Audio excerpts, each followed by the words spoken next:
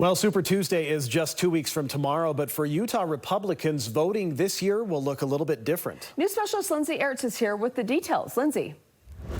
And so 2 weeks from tonight, Republicans in Utah need to clear their schedules. The party wants them to show up in neighborhoods like this to cast their vote for president. The party has chosen to hold a presidential preference poll instead of a primary.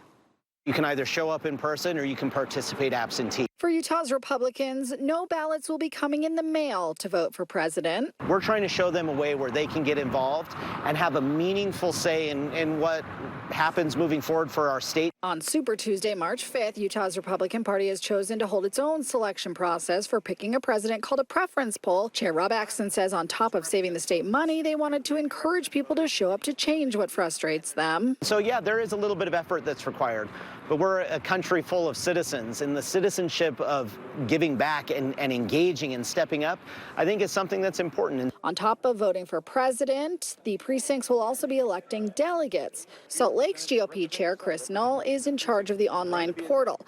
You can pre-register and find your precinct at utgop.org.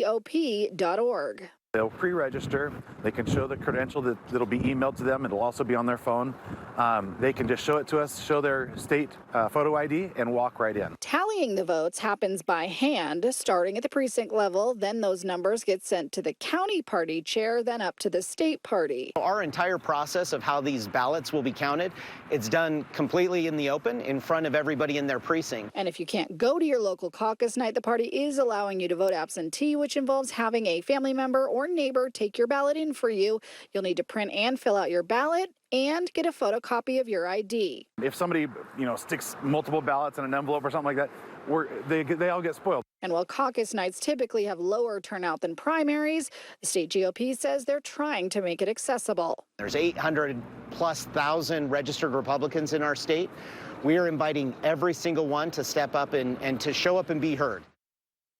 Now, if you're not a registered Republican in Utah, you still have some options. Unaffiliated voters can still register day of, participate in the Republican Party and their caucus and their presidential poll.